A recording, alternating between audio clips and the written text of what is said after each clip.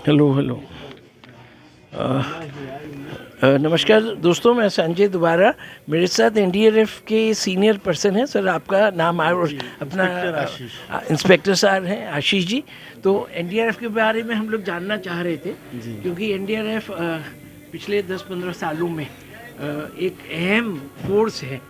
क्योंकि अभी जो क्लाइमेट चेंज हो रहा है और कहीं भी भारत में कहीं भी आप लोग हर जगह जा रहे हैं, चाहे छोटा कोई पब्लिक का कोई भी है, जो गवर्नमेंट बिल्डिंग्स हैं, तो आप लोग पूरा वो देखते हैं। तो आपका क्या मोटिवेशन रहता है? मोटिवेशन हमारा सर सबसे बड़ा मोटिवेशन ये है कि ज़्यादा से ज़्यादा लोगों के जीवन को बचाया जा सके, जो बेस्ट मोटिवेशन है हमारे लिए। और आपदा किसी भी प्रकार की हो, एक आप भूकंप से लेके सीवियर इमरजेंसी जानते ही होंगे आप, केमिकल, बायोलॉजिकल, न्यूक्लियर, रेडियोलॉजिकल जो अटैक वगैरह या कोई ऐसा आप इंसिडेंट। लोग के पास मास्क वगैरह सब जी रहते हैं? जी जी, हमारे पास प्रोटेक्शन होता है, उसका लेवल होता है ABC करके। और इस तरह से अवलांच हुआ, लैंडस्लाइडिंग हुई, बाढ़ हुई ना, सूखा, कोई भी कैसी भी आपदा हो, नेचुरल हो या फिर मैन मेड हो, उसमें एनडीआरएफ हमेशा एक्टिव रोल निभाती रहती है। आप देखते रहते होंगे। आपने जैसे बताया केमिकल का, तो बहुत साल पहले मेरे को याद है कि भोपाल गैस ट्रेजेडी हुआ था। जी। और अभी जैसे आजकल वॉर हो रहा है। 72 में मेरे ख्याल से हुआ था वो, 2 या 3 दिसंबर की रात को 72 में। 80s में शायद, अगर हाँ। मैं सही हूँ तो अराउंड 80 के आसपास हुआ था। जी, जो यूनियन कार्बाइड का प्लांट था, यूनियन कार्बाइड, वो मिथाइल। आजकल उसके विक्टिम्स, मतलब आजकल जी, वो जी, जस्टिस मांग रहे हैं। जी। और अभी क्योंकि जो युद्ध हो रहा है, अभी जैसे हम लोग सोच रहे थे कि हमारे लाइफ टाइम में युद्ध नहीं होगा, जी। और अभी युद्ध शुरू हो गया है। बिल्कुल, यूक्रेन बिल्कुल। रशिया हो गया है, हमस का चल रहा है, इजराइल हमास का और चल रहा है। कई बार सूचना आती है कि न्यूक्लियर अटैक भी हो सकता जी। है। और जब हिरोशिमा पे अमेरिका ने बॉम्ब गिरा था, तो जैसे आपने क्योंकि केमिकल अटैक की बात करी, तो उसके लिए कितना प्रिपेयर्डनेस अपना एनडीआरएफ का रहेगा? इसके लिए सर हमारे जो रेस्क्यूअर होते हैं वो ट्रेंड होते हैं। इसके लिए हमारे पास ढेर सारे पीपी होते हैं, पर्सनल प्रोटेक्टिव इक्विपमेंट्स और गियर्स। हम उसका इस्तेमाल करते हैं। अगर पीछे हम लोग देख जी रहे जी, हैं। नहीं, ये तो सर ये सिंपल नहीं है, ये CSR फायर ऑपरेशन का है? कोलैप्स के लिए है। जब कोलैप्स स्ट्रक्चर या बिल्डिंग हो जहाँ पर धूल, धुआं, गैस वगैरह, उसका मेरे ख्याल से यहाँ पर सामने है वहाँ पर सर। बिल्डिंग जी, तो उसको CBR ने, उसके लिए हमारे पास ढेर सारे डिटेक्टर होते हैं। ये वाला सर ऊपर से, इधर ऊपर से कर दें सर, साइलेंट हो जाएगा सर। ढेर सारे डिटेक्टर होते हैं जिससे हम ये देखते हैं कि वो है कौन सी गैस, किस उसका लेवल क्या है, वो नीचे सेटल डाउन होती है, उसकी डेंसिटी हवा से कम है, ज़्यादा है ना। फिर हम ये डिसाइड करते हैं कि हमें अप्रोच किधर से बनानी है, हवा का रुख किधर है। फिर प्रोटेक्टिव मेजर को लेते हुए हम उस पर्टिकुलर इमरजेंसी में हम अपना रिस्पॉन्स करते हैं। आपका सिर्फ मैं जानना चाहूँगा, क्योंकि एनडीआरएफ के जो टोटल फोर्स कितना रहता है, और कितना आप लोग का ट्रेनिंग कितने वर्षों तक है? जैसे आप ये लोग हैं संदीप जी, तो दोनों संदीप हैं। दोनों संदीप हैं। तो ट्रेनिंग में आप लोग का क्या बेसिक, जैसे मैं इसलिए पूछ रहा हूँ कि जैसे अभी एनसीसी कैंप चल रहा है, हम लोग गए वहाँ पे, और उसमें बताते हैं एनसीसी के स्कूल के समय में एनसीसी में भर्ती होता है, उसके बाद वो लोग चाहते हैं कि फोर्सेस में ज्वाइन करें। इसी तरह से जो इंडियन एयरफोर्स है, नेवी है, वो लोग अपना विज्ञापन निकालते हैं कि आइए ये फोर्सेस ज्वाइन करिए।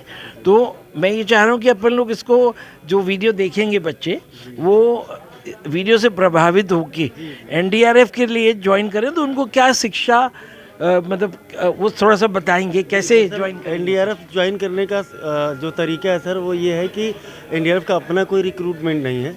जो हमारे CAPF होते हैं, central armed police forces, like SSB, CRPF, CISF, BSF, ITBP, वहाँ से 7 साल के टेन्योर के लिए बुलाए जाते हैं। 2 साल की ट्रेनिंग का पीरियड होता है, उसके बाद ये पूर्ण रेस्क्यूअर बनते हैं। पहले उनको उसमें भर्ती होना पड़ेगा? जी, पहले आप उनको ज्वाइन करना पड़ेगा। फिर आप अगर विलिंग हैं तो आप खुद भी जा सकते हैं एक एप्लीकेशन देके कि मैं ऑन डेपुटेशन में एनडीआरएफ में काम करना। 7 years का रहता है पीरियड का रहता है। और उसके बाद फिर आप अपने पेरेंट ऑर्गेनाइजेशन में चले जाएंगे।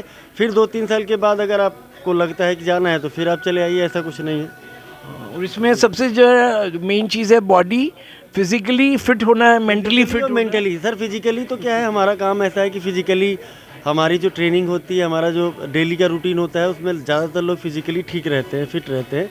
लेकिन मेन चीज़ होती है इसमें मेंटली फिट होने की। फैमिली का प्रेशर क्योंकि है। फैमिली का प्रेशर भी है सर, क्योंकि जब अभी हम लोग गए थे जैसे टर्की ऑपरेशन में, दोनों लोग मेरे साथ थे, तो वहाँ पर ऐसी सिचुएशन आपके पास आएगी कि लाशों का अंबार लगा है, 10 दिन हो गए, बॉडी सड़ी हुई है, उसी में आपको सरवाइव भी करना है, उनको जिंदा फंसे हुए लोगों को निकालना भी है, डेड बॉडियाँ भी रिकवर करके देनी वो है, बड़ा चैलेंज है। और उसी समय आप बिना खाए पिए काम भी नहीं कर सकते, वहीं पे आपको खाना भी खाना है। तो इस तरह की चुनौतियाँ आती हैं। हम लोग आप लोग के हौसले पे मतलब सैल्यूट करेंगे आप लोगों को। और मैं चाहूँगा कि जो भी लोग वीडियो देखेंगे, और वो क्योंकि मेरा मानना है कि अगर भारत का एक नागरिक अच्छा नागरिक बनना है तो उसको कहीं ना कहीं फोर्सेस में आना चाहिए, चाहे वो लिमिटेड समय के लिए आए, क्योंकि उसका डिसिप्लिन। अब हम मीडिया में हैं तो हम लोग मीडिया वाले बहुत हैं, तो मैं सबको यही बोलता हूँ कि जैसे मेरा डिसिप्लिन है, क्योंकि हमारे फादर लोगों से हमने इनहेरिट करा, वो भी इंडियन एयरफोर्स ज्वाइन कर रहे थे, बाद में टीचर करने लगे, फिर वो अमेरिका गए। तो मैं बोलता हूँ कि हम लोग उनका एक होता है ना कि जैसे टॉर्च जो आप लोग कैरी करते हैं, तो मेरा एयरफोर्स स्कूल में हम पढ़े तो शायद उधर से भी डिसिप्लिन आया, लेकिन लोग बोलते हैं कि वो पर्सनली होता है, क्योंकि आजकल का इतना डिस्ट्रैक्शन होता है तो आदमी कोशिश नहीं करता। तो बहुत बहुत धन्यवाद आप लोगों का। एंड आप लोग का जो टोटल जो फोर्सेस इधर जो स्टॉल लगे हैं उसके बारे में आप बता दें थोड़ा सा। बिल्कुल बिल्कुल सर। मैं आप पकड़ ली सर माइक, इसको लेके चलते हैं। जी जी बिल्कुल। आइए सर, आ जाओ।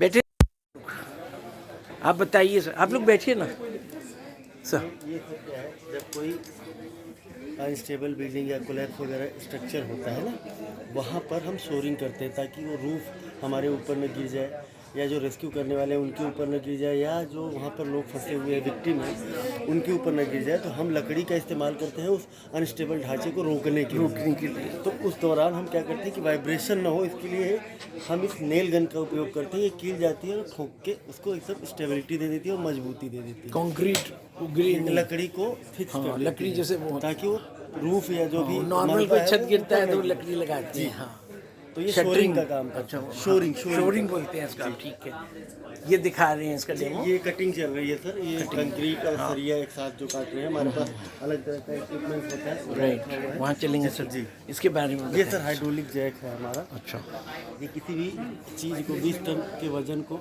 लिफ्ट करने के लिए, मान लीजिए कोई अगर व्यक्ति कोई विक्टिम दबा हुआ है 5-6 एयर प्रेशर से करेंगे इसको। हाइड्रोलिक प्रेशर वो रहेगा। काम करता है। ये 20 टन के वजन को उठाता है, ये लिफ्ट करता है, ये फैलाता भी है और लिफ्ट भी करता है। अच्छा, वेरी गुड। 50 mm और 14 mm तक। 14 आइए सर, एक मिनट उधर से शुरू कर लेते हैं। ये वाला हो गया सर, उधर चलते हैं फर्स्ट ट्री। यहाँ से आप बताएंगे थोड़ा। ये सर हमारी सीरियन इमरजेंसी में केमिकल के लिए ये सारे इक्विपमेंट से डिटेक्टर के माध्यम से क्या डिटेक्ट कर सकते हैं, कौन सी पॉइजनस गैस है।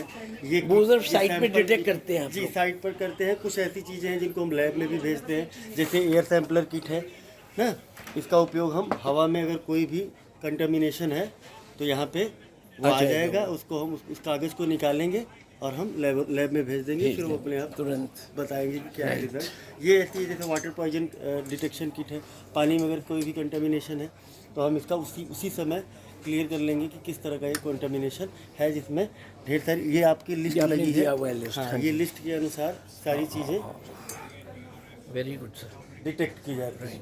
ऐसे ये हमारा आरबीडी है सर, इसमें 6 तरह की गैसेज हैं। अमोनिया है, सल्फर मस्टर्ड है, ओजीन है, साइनोजन क्लोराइड है, हाइड्रोजन साइनाइड है और नर्व एजेंट है। ये 6 चीज़ों को हम क्या करेंगे, डिटेक्ट करेंगे। ये केमिकल वारफेयर एजेंट के तौर पर इस्तेमाल किए गए थे कभी, और आज भी किए जा सकते हैं, ऐसी संभावना है। लेकिन फिलहाल इसका उपयोग यही है कि इन चीज़ों का पता लगा के तुरंत उस पर्टिकुलर एरिया से टॉक्सिक अगर टॉक्सिक हो गया है, वाष्प में, एयर में, वाटर में भी कर रहे हैं। जी वाटर में भी कर रहे हैं। हाँ, जैसे और ये वो मैंने जो आपकी अभी कुछ देर पहले हमने बात की थी, ये हमारा पर्सनल प्रोटेक्टिव इक्विपमेंट है। जब हम ऐसे क्षेत्र में जाते हैं जहाँ पर कंटामिनेशन इस लेवल का हो कि किसी की जान चली जाए या जा सकती है। इसमें विजिबिलिटी में जैसे अगर गैस है और तो विजिबिलिटी रहेगा इसमें। जी जी, उसका पूरी विजिबिलिटी। एक कैनिस्टर है यहाँ से सांस लेने के लिए, राइट, ये फिल्टर लगा हुआ है इसमें। और ये हमारे ग्लव्स होते हैं जो ऐसे एसिड प्रूफ रहते हैं ये सब केमिकल। केमिकल जी जी बिल्कुल बिल्कुल नहीं, इनका सबका टाइम होता है, टाइम होता अलग अलग टाइमिंग होती है। Right. कुछ के 10 घंटे, कुछ के 8 घंटे, कुछ के 5 घंटे, कुछ के 45 मिनट। हाँ, तो right. ये डिपेंड करता है। अच्छा, ये डिपेंड भी करता है इंटेंसिटी पर। Right sir. ये हमारे रेडियोलॉजिकल जो इक्विपमेंट है किसी भी रेडिएशन को डिटेक्ट करने के लिए, जैसे ये हमारा सिम मॉनिटर, ये हमारे अल्फ़ा पार्टिकल को डिटेक्ट करता है। ये आप ये जो देख रहे हैं इसको बोलते हैं टेलीरेड या टेलीटेक्टर। इससे हम गामा और बीटा को डिटेक्ट करते हैं। ये आपका गामा और बीटा को डिटेक्ट करता है, इसको बोलते हैं मिनी रेड इंटरनल। ये मिनी रेड एक्सटर्नल है जो गामा और बीटा को करता है। ये केवल गामा को करता है, मिनी रेड स्टैंडर्ड। और ये है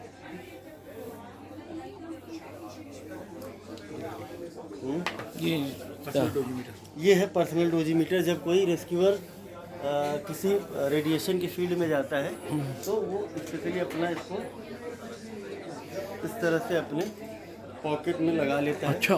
ताकि वो जब बाहर निकले तो हमें ये पता चल सके कि उसने कितना डोज लिया रेडिएशन का।